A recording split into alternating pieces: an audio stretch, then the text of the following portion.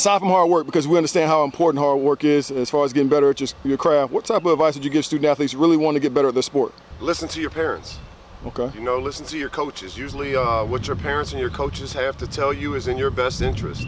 And sometimes kids kind of think that we're getting on them, or we don't want them to be the best, you know. So they just really listen and buy into the process of what they're telling you and trying to get you to the next level.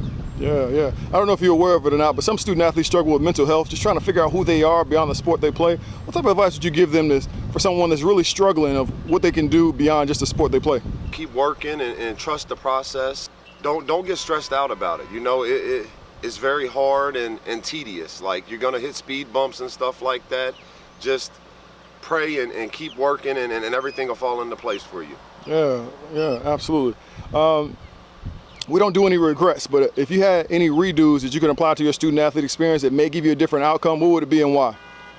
Listening to my mom and the coaches, the parents, you know what I mean? Because once again, they have your best interest, and sometimes being a young student athlete, we've never experienced certain things, and they've experienced it, and they're trying to prevent us from hitting those speed bumps and those hiccups. So the more you can kind of listen to them, it'll make your journey a little easier. So what kind of potholes did you fall into while being a student athlete, and how could these current student athletes avoid it moving forward?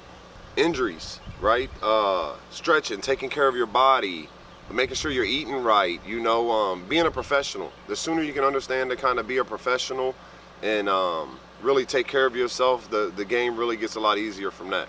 It's inevitable that all of us are going to get to that point where we're not going to be recognized as being an athlete. We're going to have to finally take that jersey off, no matter if we make it to the pros, college, or high school.